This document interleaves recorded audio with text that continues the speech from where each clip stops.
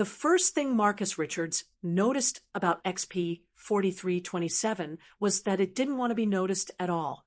It was the sort of planet that looked dead even in high-resolution scans, dull, rust-colored rock, twin suns that painted everything a shade of exhaustion, and zero signs of anything that might warrant interest. It was the kind of place where dreams went to decompose quietly in isolation. "So let me get this straight," Marcus muttered, shifting uncomfortably in the gravity harness of his drop shuttle. "You're shipping me to a chunk of cosmic debris that can't even grow mold, where I'm supposed to what? Wait until I die of loneliness." Colonel Way's response, relayed earlier through a cold, bureaucratic data packet, had made it clear this was no ordinary punishment detail. This was exile masquerading as duty. The pilot, a dry-humored woman named Hobbs, snorted from the cockpit. "Dead Planet Richards. That's what they're calling you back at base." "Charming," he muttered, peering out the viewport at the swirling descent into nothingness. He'd ticked off someone high up, Admiral Donovan, to be exact, by suggesting during a strategy meeting that diplomacy might work better than orbital bombardment. The next day, his orders were reassigned. XP 4327. 6 months. No backup. Minimal supply drops. Population 1. By the time the shuttle scraped onto the surface, coughing dust and groaning in protest, Marcus had already memorized his deployment list for shelter modules, 1 atmospheric processor, a water recycler, defensive perimeters, and an auto-logging comms array that would report back to command whether he wanted it to or not. Hobbs helped him unload, tossed him a mock salute, and grinned. "Try not to die too quickly. I've got 50 credits riding on you lasting at least 3 months. Your faith is inspiring. Welcome to XP 4327, Lieutenant. Enjoy the silence." And with that, she was gone. The dust settled. The silence returned. Marcus stood alone in the windless air of a planet that wasn't supposed to matter, staring across a landscape so dull it could make beige jealous. It took 6 hours to finish setting up his shelter modules into a modest base camp. Sleeping quarters, operations hub, storage, power and environmental unit. The whole setup was military standard, cold, durable, and depressingly functional. As night fell and the smaller of the 2 suns dipped below the horizon, the sky turned a pale violet. Shadows stretched long across the broken earth.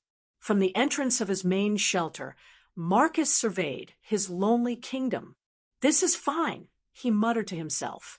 "Totally fine. 6 months of playing hide-and-seek with dust. Maybe I'll teach the rocks how to salute." That's when something moved. It was just a flicker, something quick, slithering or skittering across a rock formation 30 meters away. He froze, pulse pistol half drawn. The intelligence brief had been clear: no indigenous life. No microbes, no bacteria, no biological activity of any kind. The planet's radiation, temperature shifts, and atmosphere were supposed to make it entirely inhospitable. So what the hell had he just seen? He waited for several long minutes, but nothing stirred. No prints in the dust. No sounds but the low hum of his oxygen processor. With a grimace, he holstered his weapon. Sleep deprivation, he decided, already losing it. That night, Marcus updated his mission log. Day 1, XP 4327. Base camp established. All systems nominal. No signs of strategic value. Visual anomaly observed near rock formation northeast of camp. Likely hallucination due to environmental adjustment. Will monitor. He stared at the log for a long moment before hitting send. Somewhere deep in the bowels of the Galactic Defense Force, a board analyst would skim the report and flag it as routine. But Marcus couldn't shake the feeling that something was wrong. By day 3, the monotony had set in like an atmospheric pressure front. He'd walked every meter of the nearby terrain, checked and rechecked his systems, logged his meals, run diagnostics on the air filters just for something to do. He'd even tried naming rocks. Kevin was his favorite. Kevin was round. Kevin didn't judge. And yet, when he looked out across the desert again that afternoon, he saw something that made him stop cold. A rock formation. Tall, jagged, blackish. He could have sworn it hadn't been there yesterday. He checked the terrain scans from day one. The map showed nothing in that location, just flat terrain, nothing protruding 3 meters into the sky. So why was there now a twisted, fawn-like monolith thrusting out of the dirt like it had been waiting for him to look? "This is new," he muttered, grabbing his gear. As he approached the spire, Marcus noticed tracks in the dust. Triangular footprints, bipedal, spaced too far apart for a human gait, and slightly sunken like whatever made them was heavier than it looked. He circled the formation, taking photos and scanning. One side of the spire, just a single meter above the ground, featured a matte black rectangle, 10 centimeters long, 5 wide. It looked like obsidian, too smooth, too symmetrical. Alien. He held up his scanner. No, anomaly detected. Composition, native stone. Bull, Marcus said flatly. "You're looking at it, I'm looking at it, and you're telling me it doesn't exist." He snapped several more photos, returned to base, and uploaded everything to his log. He hesitated before adding the last line. "The object cannot be detected by scanner, but is visible to the naked eye and captured in images. Potential cloaked material or phased composition. Further observation required." He didn't send it right away. Instead, he lay back on his bunk, eyes fixed on the steel ceiling above, the low hum of the air filters whispering in his ears. Something was down there, watching, waiting, and despite every regulation and protocol warning him not to get involved, Marcus Richards was the kind of soldier who asked questions, even when the answers stared back from the dark. Marcus Richards wasn't the paranoid type, or at least he hadn't been. Not until a lifeless rock started leaving footprints. The morning of day 3 on XP 4327 began like the 2 before it, bleak, dusty, and oppressively silent. His daily routine was already locked in place like a bad habit: perimeter sweep, equipment check, breakfast bar, and an hour of staring at telemetry data that insisted nothing was happening. Until something happened. Half a kilometer northeast of the base, there was a spire, a jagged 3-meter-tall obelisk of obsidian black stone. The problem wasn't just that it hadn't been there when he arrived. It was that it wasn't supposed to be there now, either. The topographical scans from day 1 had marked that region as flat terrain. Marcus stood before it now, boots sinking lightly into the powder-fine soil. The air, recycled and scrubbed through his suit's processor, tasted faintly of copper and ozone. The spire jutted from the ground like a snapped bone. Its surface absorbed sunlight like a black hole, not reflective, not metallic, just wrong. He circled it slowly, watching his HUD flicker as the scanner in his wrist pad tried, and failed to get a reading. He aimed it directly at the structure. Scanner error. No object detected. He frowned. "Try looking with your eyes. Genius," he muttered. The spire clearly existed. He could touch it. It even cast a shadow. And then he saw them. Footprints. Not human. Not even close. They were triangular, about the size of his palm, sunk deep into the dust around the spire. There were at least a dozen of them, all arranged in pairs, bipedal movement, Marcus realized. Whatever had made them walked upright. The spacing suggested something short. Lightweight. Agile. He crouched, snapping a series of high-resolution images and marking the position on his HUD. "No indigenous life," he whispered sarcastically, quoting the planetary dossier. "No flora. No fauna. No microbes. No problem. He followed the tracks. They curved around the spire and trailed off toward the east, fading into the wind-stirred dust. Then he caught it, a glint of black against the stone. A sliver of geometry embedded in the side of the spire. It looked like a rectangle, perfectly smooth, matte black, maybe the size of a smartphone. He scanned it.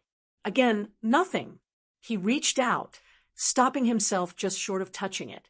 Protocol dictated he shouldn't, but curiosity overruled regulation.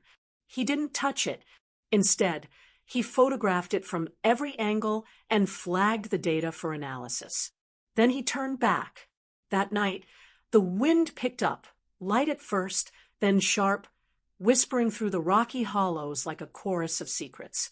Inside his shelter, Marcus reviewed the images again. The spire, the object, the footprints, all real, all undocumented, all impossible. He typed into the mission log with stiff fingers. Day 3, XP 4327.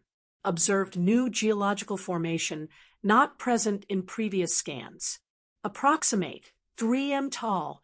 Detected unknown footprints of bipedal origin. Non-human. Found embedded rectangular object, possibly technological, not registering on sensors. All signs point to previous survey being incorrect or incomplete.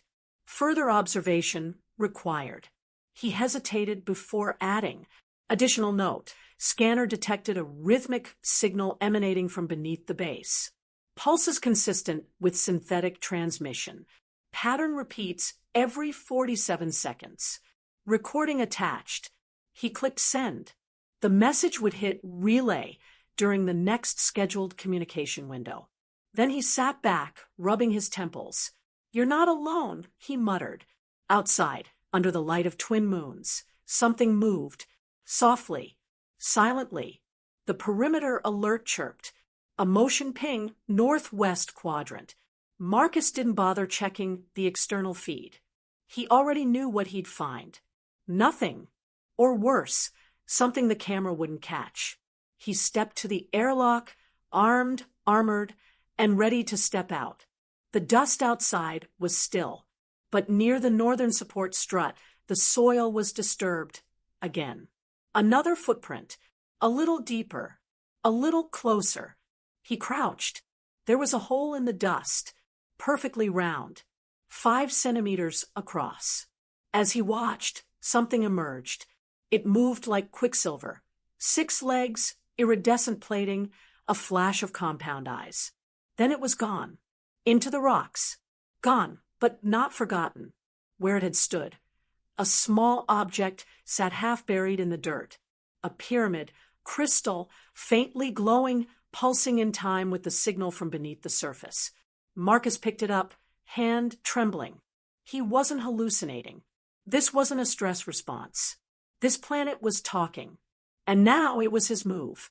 The twin suns dipped low beyond the jagged horizon, casting long, trembling shadows across the alien landscape. Inside the dimly lit operations module of the base camp, Marcus Richards sat rigidly at the command console, staring at the audio waveform pulsing across the screen like a synthetic heartbeat. The signal had returned, this time stronger, more structured, almost deliberate. It wasn't random, not a cosmic anomaly, not some inert electromagnetic noise echoing through rock. No, this felt intentional. The signal was coming from beneath his base. He leaned forward, fingers hovering over the control panel. The pattern had changed at 2:17 local time, where once there had been a steady rhythmic pulse, a kind of digital metronome. It had now become a series of encoded beats. Frantic, repeating, calculated, a sequence of long and short bursts forming a primitive binary code, or perhaps something more sophisticated. But the cadence, it was almost like a language. A chill traced down Marcus's spine. His eyes flicked toward the portable scanner nearby, its GPR modules still humming. He hadn't detected anything biological under the surface, no known life signs, no traditional heat signatures. But now, the array was pinging weak seismic microtremors. Faint, repetitive, originating in a radial formation beneath his shelter. He opened his mission log. Day 5, observation summary. Anomalous signal continues. Pattern shift detected. Structure suggests intent. Origin confirmed 12.2 m below base camp surface. No visual confirmation of life, but possible structural hollows forming beneath camp modules. Signal exhibits non-random repetition, binary patterns, possibly proto-communication. Immediate action. Escalate scan parameters. Preparing deep dig resonance probe. Personal note, this is no longer reconnaissance. It's first contact. As he closed the log, the comms system chimed. Not the alert of an incoming GDF message, but another pulse from below. Ping. Pause. Ping, ping. Pause. Ping. Ping. Ping. He stared at it, heart hammering. "You're talking to me?" he whispered. Marcus threw on his atmosphere suit, grabbed the reinforced portable scanner, and stepped into the dark. The filtered air from his helmet tasted recycled and dry as the door hissed closed behind him. Outside, the night was illuminated by the ghost glow of XP 4327's twin moons. The black spire, the one that wasn't supposed to exist, stood stark against the horizon, silently watching. But he wasn't going there. He crouched beside a freshly disturbed patch of dust near the operations module, barely a few feet from where he had placed the seismic microarray. His gloved hand brushed over the surface. There, a ripple in the sand, not blown by wind, but pushed from below. Suddenly, the dust scattered. Marcus jumped back, raising his pulse pistol. From the ground, a perfect circle appeared, no wider than a coffee mug, a smooth-edged hole too precise to be natural. And then, something emerged. Not large. A sliver of motion. A glint of iridescence. It was like watching a drop of mercury leap to life. The creature, or device, no longer than his index finger, shimmered in blue gold as it rose on impossibly delicate limbs. Its body shifted through subtle geometries, like a sculpture folding into new angles every second. It stared at him, or at least it seemed to. Then it dropped something into the dust, a sliver of crystal, and vanished back underground, the dust closing seamlessly behind it as though nothing had happened. Marcus knelt slowly, cautiously retrieving the item. It was a tiny crystal shard, carved into a triangular prism. Warm to the touch, vibrating faintly, it began to pulse, once every 47 seconds. Same as the signal. His thoughts raced. Was this a communicator? A beacon? A warning? He backed away slowly, bringing it inside, never once lowering his weapon. Back in the shelter, he placed the shard on the scanner. The system hesitated, then began processing. To his astonishment, it didn't reject the crystal as foreign or unreadable. It responded as though it recognized the internal structuring, as though the item was designed to be read by GDF systems. His wrist unit vibrated. Sensor log anomaly. Object contains nanometric data lattice. Signal decoding initiated. The words blinked on the screen. And then his entire comms panel flickered. The signal strengthened. The 47-second pattern shifted again. Now there were pauses, rising tones. It wasn't a random message. It was a response. Marcus stood frozen, staring at the pulsing shard, the signal pattern unfolding like petals. "We're not alone," he whispered again, but this time the planet answered. The next morning, Marcus Richards stood at the edge of the dust circle, staring at the crystalline pyramid pulsing gently on his operations console. He hadn't slept. Not because of fear, not entirely. It was awe now, a gnawing, slow-blooming awareness that he was standing on a threshold. The creatures, or whatever they were, had returned the night before with eerie precision. 7 of them, same formation, same gift-bearing gesture. Only this time, the object had been different. It was a disc, smooth, matte black, seamless. It hovered an inch above the ground where they placed it, held in suspension by some unseen force. Marcus hadn't even reached for it. He'd waited, observed, and then, as if satisfied by his patience, the creatures retreated again into the sand. He retrieved the disc carefully. Back inside, the operations module detected no conventional power source, no moving parts. Yet the object was doing something. His instruments registered faint gravitational fluctuations localized around it, pulses that matched the 47-second rhythm of the subsurface signal. "You're talking to me?" he whispered. "I just don't understand the language yet." The translator array, freshly upgraded with the reinforcements from GDF, began correlating data between the pyramid and the new disk. The results were unexpected. The 2 objects were communicating with each other. Not only that, they were building something, a network, a baseline lexicon. The machine displayed fragmented phrases in the matrix, like pieces of thought rising from the depths. Observe, learn, echo. We remember the sky fire. We adapt. You are not the first, but you are the first to stay. Marcus sat back, stunned. He wasn't just talking to an alien species. He was speaking to a civilization that had survived cataclysm, and they were giving him their memory. By the end of day 5, the reinforcements had arrived. Not soldiers, not more equipment. This time, a specialist, Dr. Aria Navarro, a xenolinguist with the GDF's First Contact Division. She was tall, efficient, and despite being dropped onto an allegedly dead planet, excited beyond measure. Marcus briefed her while reviewing the expanding matrix.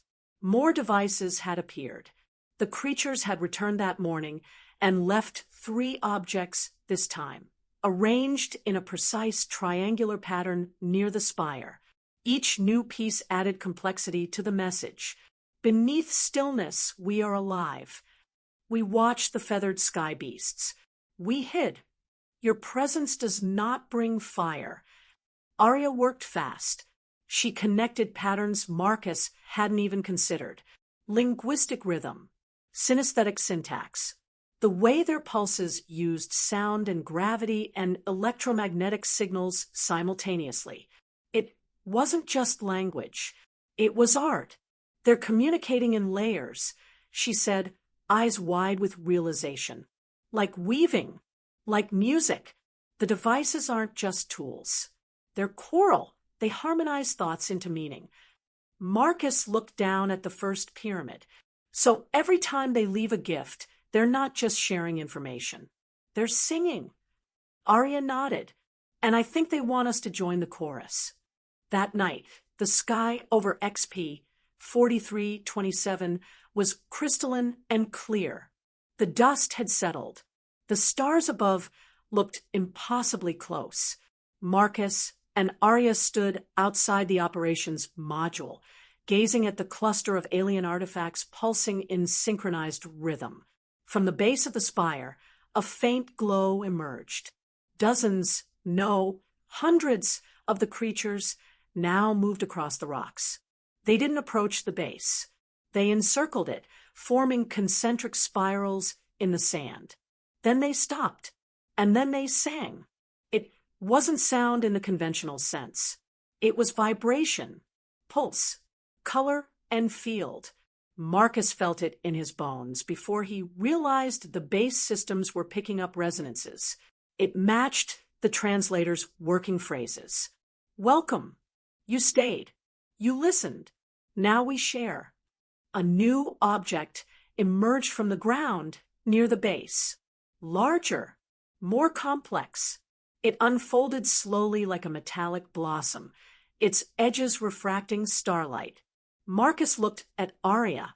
"What's that?" She smiled. "A doorway." And beneath them, the ground hummed with history long buried and a future just beginning to stir.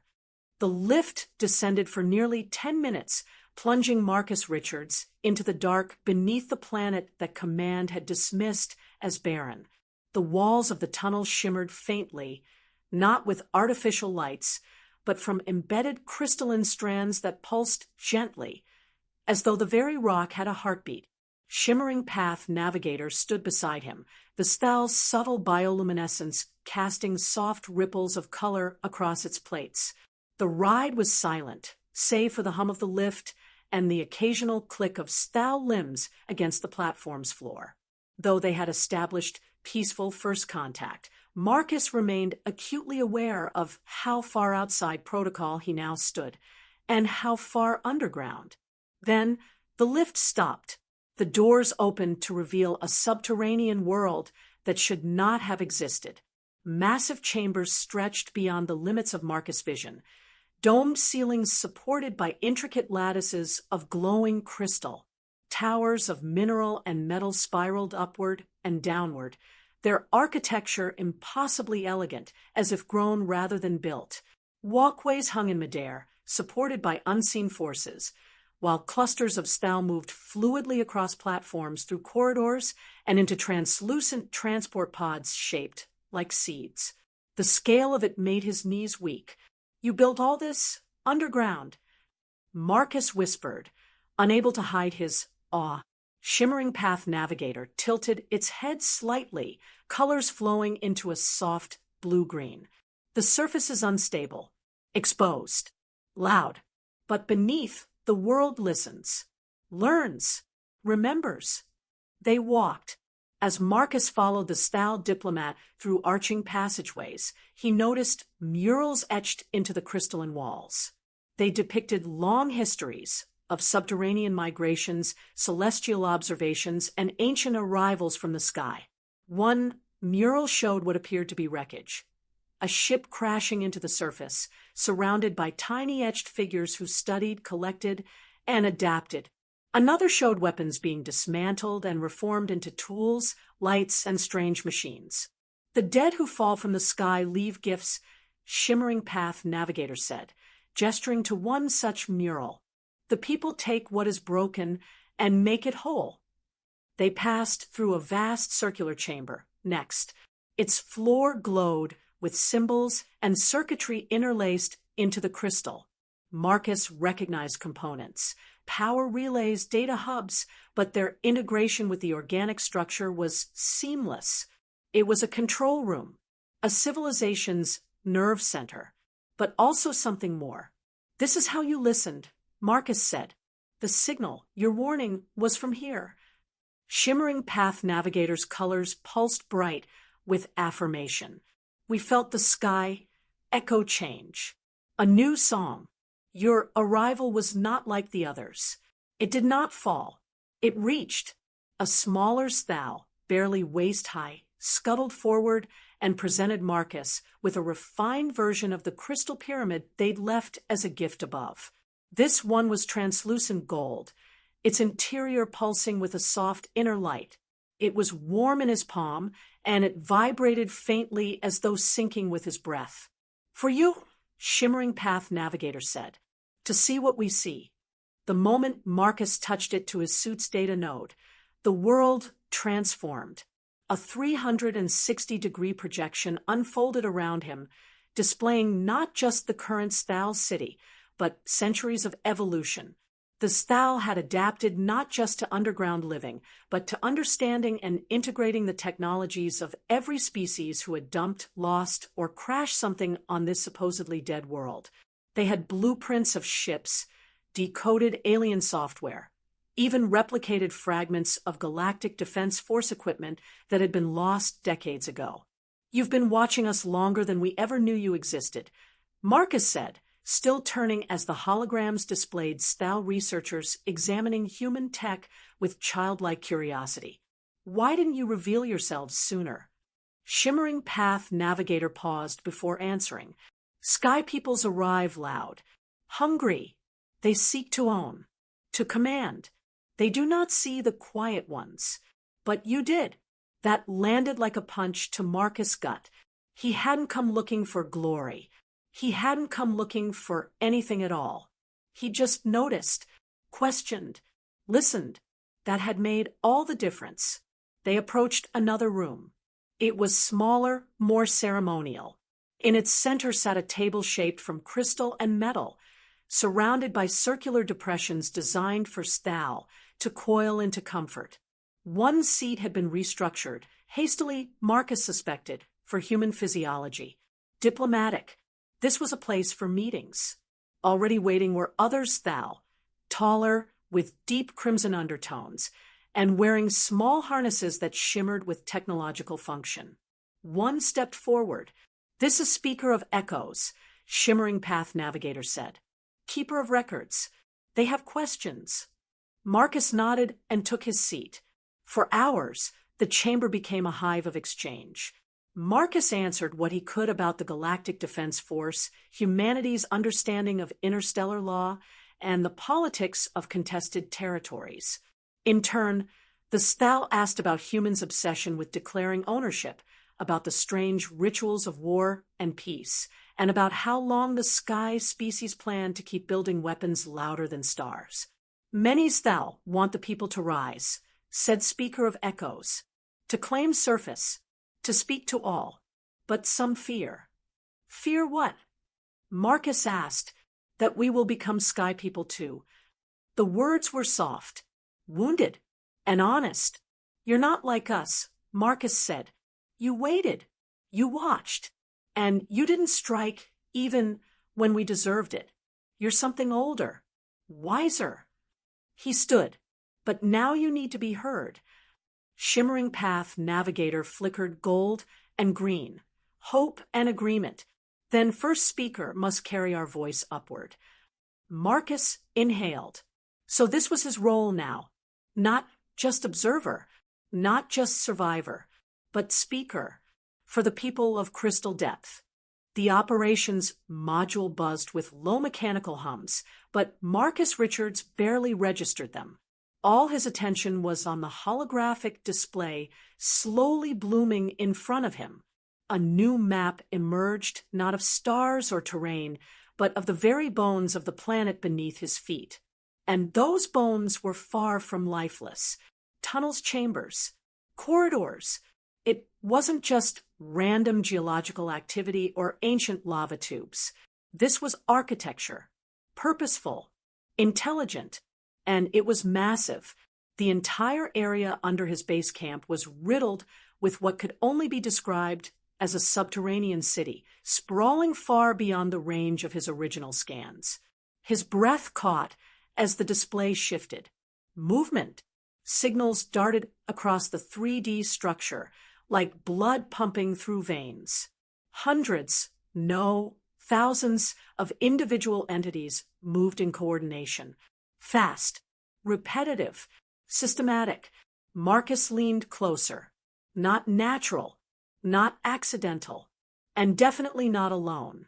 He glanced toward the crystalline pyramid still pulsing quietly on his console, the gift from the creatures that emerged just days earlier, left like an offering. The device wasn't just pretty, it was doing something. Since inserting it into the new translation matrix from the reinforcement package, the system had accelerated its learning curve. The signal beneath his base had gone from unrecognizable pulses to something the matrix now described as proto-linguistic, structured, intelligent, alive. He initiated a scan overlay, watching as seismic indicators confirmed the obvious. This wasn't a random scattering of underground activity.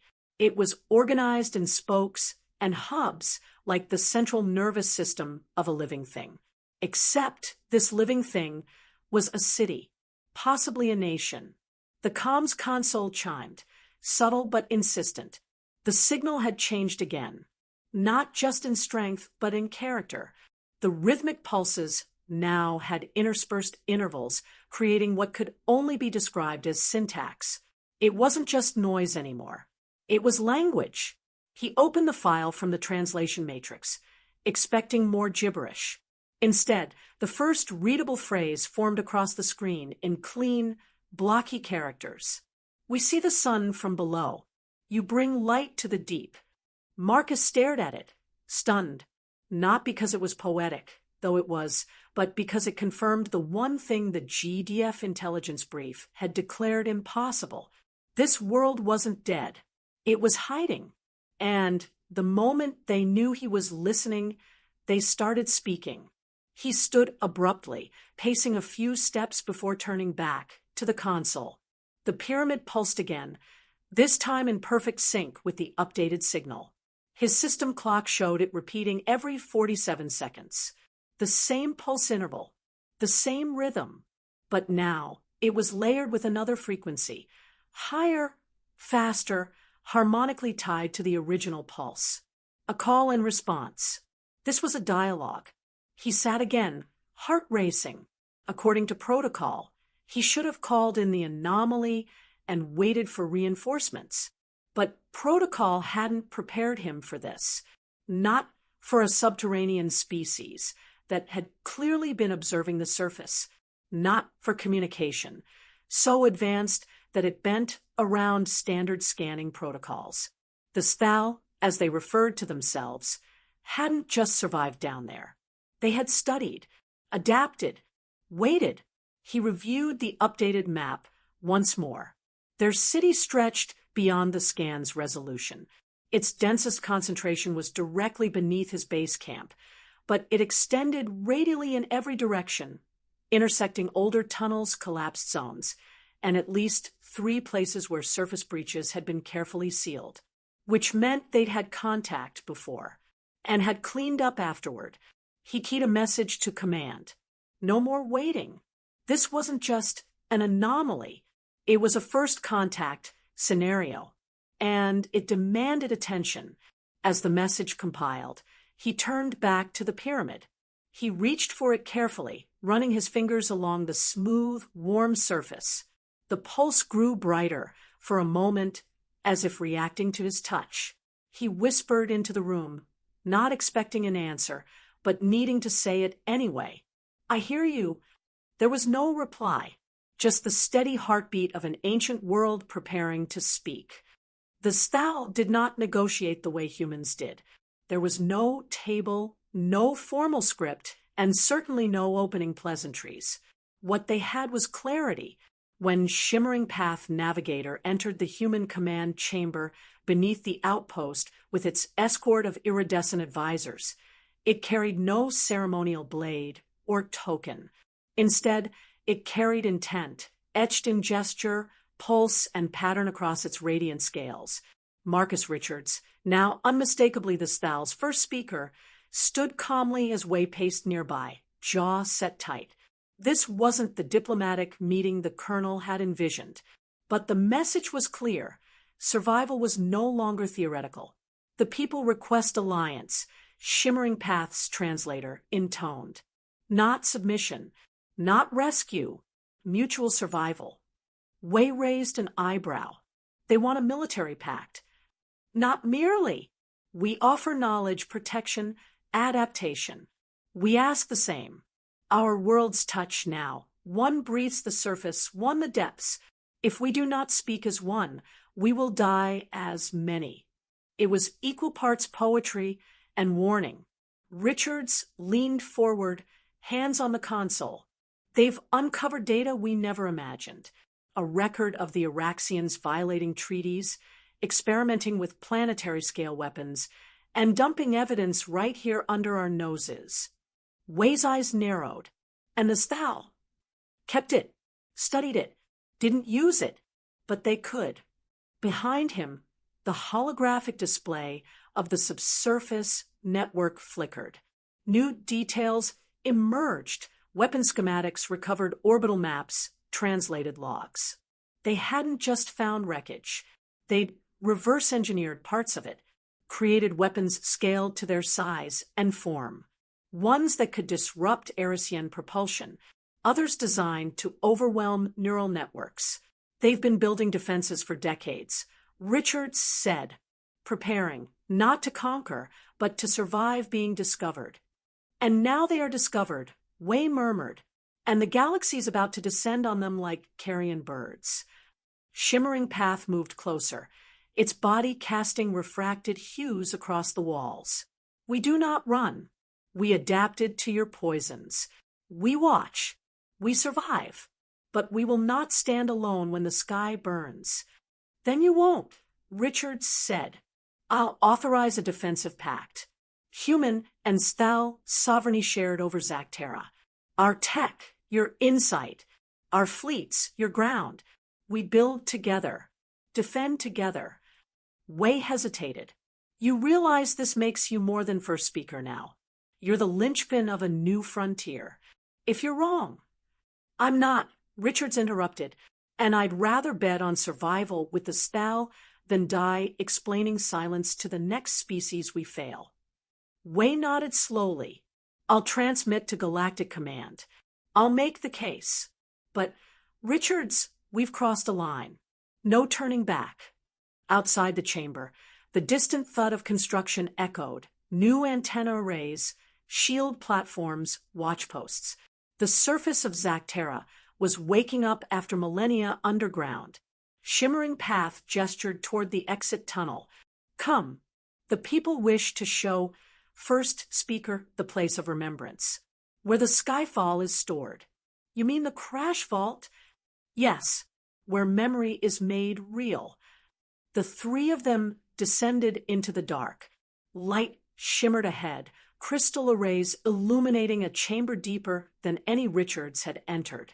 Here were fragments of centuries, wrecked escape pods, severed data cores, preserved Arisian armor, scorched and half-melted from some forgotten encounter.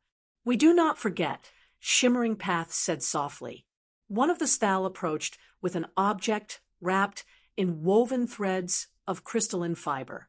It unfurled it carefully, a fragment of an Arisian banner, singed, tattered, with the insignia of a forgotten regiment. From the Battle of the Sixth Fall, the translator whispered. Richards accepted it with reverence. You've been watching us fight above your heads for decades. Shimmering Path's colors deepened. Now we choose not to watch. Now we choose to stand. As they exited the vault, Way turned to Richards. You'd better be ready for the politics. This will ignite. I am, he said, but the truth is, politics won't decide the next war. Trust will. Above them, Zactara's surface shivered with new life, towers being raised, platforms stabilizing, weapons discreetly concealed in elegant spires of crystal. The planet was no longer a dead rock. It was a statement. Zactera would not fall. Not again. Not ever. The twin suns of Zactera were rising when the first Arisian troop carriers entered orbit. From the high cliffs outside the human-Stal joint outpost, Marcus Richards stood beside Colonel Way and Shimmering Path Navigator, watching the tactical display embedded in the crystalline projection tablet. Red blips blinked into existence, their trajectories unmistakable. They're not even hiding it anymore, Way muttered. This is a full-scale assault. Beside them, Shimmering Path Navigator's hues pulsed a deep, steady blue. The feathered ones come not as diplomats. It said, they come to bury the truth. Richards inhaled slowly, the filtered mask of his helmet feeding in cool, recycled air. Below them, Stal warriors emerged silently from tunnel mouths like living shadows. Humans scrambled into defensive positions. Crystalline pylons embedded in the stone hummed with unseen energy, waiting. Mark my words, Richards said. They're not here to negotiate. They're here to erase everything we've found. From the command center nestled within the outer cliff face, the joint defense team watched the enemy descend. 3 Arisian troop carriers broke through the clouds like vultures diving for a corpse. They were sleek, angular, and bristling with armaments, each capable of deploying hundreds of soldiers and dozens of ground vehicles. The Thal's underground systems were impressive, but no one had ever tested them in open war. "We've deployed the disruption field around the outpost perimeter," said Dr. Patel, her voice sharp over the command comms. "If they try to land directly, they're going to feel it. They'll test it," Wei said. "They'll lose something first. Then they'll adapt." He wasn't wrong. The first Arisian dropship attempted a direct descent. As it passed through the disruption field, its propulsion systems shuddered. The sleek hull spasmed midair, then veered wildly off course and slammed into a distant ridge, bursting into flame. "Disruption fields holding," Patel confirmed. But now they know the limits. The remaining 2 ships landed just outside the protected zone, disgorging troops and mechanized crawlers. The units spread in perfect formation, disciplined, methodical, brutal. "Let them come," Wei said. "We'll teach them that the ground beneath their boots bites back." He turned to Richards. "Signal the Thal strike teams." From the depths of the planet, the ground itself shifted. Beneath the Arisian troops, the dusty crust erupted in bursts of shimmering light. Thal warriors surged upward, crystalline blades and pulse disruptors in hand. Some emerged from beneath crawler vehicles, others directly in the heart of Arisian ranks. The assault was chaos and elegance. For every Arisian soldier advancing in line, 2 Thal danced through shadows, using caverns and choke points they had shaped over generations. The Araxians tried to regroup, but each time they did, another tunnel opened beneath their feet, and another team struck from the dark. From above, defense satellites hummed to life. Richards activated the orbital feed. High above Zactera, the once dormant satellites, deployed quietly months earlier, lit up in synchronized sequence. Blue energy arcs snaked through the upper atmosphere, lancing down toward Arisian atmospheric fighters. In less than 10 minutes, the sky was falling. One of the defense officers turned to Wei, eyes wide. "Direct hits. They weren't designed for this level of output, sir." "They'll burn out," Wei said. "Just make sure they burn bright enough before they do." Inside the command center, Shimmering Path Navigator raised one hand. Now it said softly. Another signal pulsed through the crystalline network. Across the battlefield, the ground erupted, not with violence, but with confusion. Arisian soldiers staggered as pulsing vibrations struck their helmets. The crystalline pylons embedded in the planet's surface shimmered, then detonated in blasts of harmless, disorienting energy. "They're jamming neural sync," someone shouted. "Arisian officers are losing squad cohesion." Richards watched the feed as the tightly regimented forces began to collapse into disarray. The Thal didn't pursue. They waited as the Araxians regrouped. Dazed, vulnerable, a sudden burst of sound echoed across the ridge. From the cliff, Colonel Wei raised his arm. "Now," he commanded. Every Thal tunnel opened in unison. From all sides, warriors flowed like liquid light, striking with perfect precision. Human Marines, bolstered by GDF support teams, emerged from the rear of the outpost to cut off any retreat. It was not a battle. It was a message. Within 20 minutes, the Araxians were in full retreat. Their remaining crawler vehicles were overturned or left behind. Dozens of soldiers were captured, disarmed, detained in temporary field prisons reinforced with Thal crystal barriers. The rest fled toward the distant ridge, where the second dropship waited with its boarding ramps lowered in desperation. "Let them go," Wei ordered. Richards raised an eyebrow.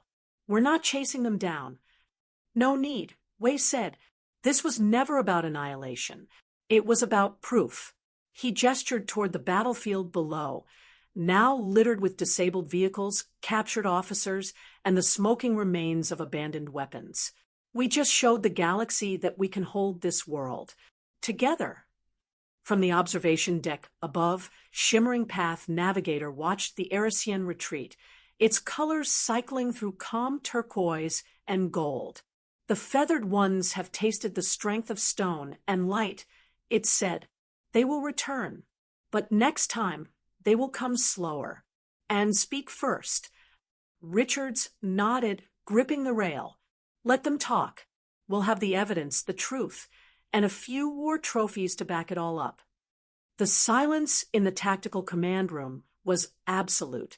Floating above the circular table, the 3D holographic projection of the Arisian fleet flickered like a constellation of bad intentions. At the center, their flagship had just pivoted into an aggressive low-orbit vector over Zactera, weapon systems glowing ominously red. They're going to fire, Colonel Way said quietly without emotion. His fingers curled subtly against the edge of the table. Marcus Richards stood beside him, eyes locked on the readouts, a tension in his chest he couldn't shake. The thought that he, of all people, might be about to witness planetary bombardment weighed heavily. Across from them, Shimmering Path Navigator's colors shifted in rapid, complex pulses, like a symphony only the Sthal could hear. We must act, it said, voice filtered through the translator crystal. The feathered ones will scorch the ground to hide what they've left behind. The people will not be erased. Way turned to Richards, silently deferring. Marcus hesitated only a moment. Activate it. A deep pulse vibrated through the crystal matrix as Shimmering Path Navigator issued the command. A secondary Sthal diplomat, younger and more vividly colored, stepped forward and placed a hand on the control panel carved from living crystal. The room dimmed. Outside, the Arisian warships continued to descend. Then, stillness. From beneath the crust of Zactera, a ripple of quantum interference surged upward like invisible lightning. Every system in the command center flickered, but held. Orbit was less lucky. In the projection above the table, Arisian ships jittered. Not exploded, not destroyed, just broken. Systems flatlined. Rotations drifted. Guidance vanished. On the lead ship, lights winked out one by one as if the stars themselves had blinked shut. They've gone silent, whispered the human tactical officer. All of them. No comms. No movement. No fire. Time distortion? Way asked. Negative, came the reply. Crew's still alive, but they're not responding. Like their minds short-circuited. Richards exhaled. It worked. Shimmering Path Navigator lowered its hand from the interface. Only for a time. 6 hours, no more. Then their minds will return. Colonel Way's stare was unreadable. That's a terrifying weapon. Not a weapon, the Sthal replied. A silence. A pause. For survival. On the battlefield below, the Arisian ground forces lost cohesion. With command links severed, they scattered. Retreats. Surrenders. Some simply dropped their weapons and froze, unsure of what orders to follow, without the guiding hum of their overlords. Zactera had bought itself time, not through fire, but through stillness. Hours later, aboard the reinforced command deck, Marcus reviewed the sensor logs. Colonel Way stood beside him, a drink in hand that he hadn't touched. If the Galactic Council learns what that device can do, they'll want it, Marcus said, finishing the thought. Everyone will. And if the Sthal refuse to share it, then we'll be accused of harboring a threat. Way finally sipped his drink, grimacing. That tech changes everything. No bloodshed, no damage, just strategic nullification. It terrifies me more than orbital cannons. Marcus nodded slowly. That's why it has to remain a deterrent, not a threat, not a toy for bureaucrats to play power games with. Shimmering Path Navigator entered quietly. The people will not give it to those who seek dominance, only to those who understand silence. Richards met its gaze.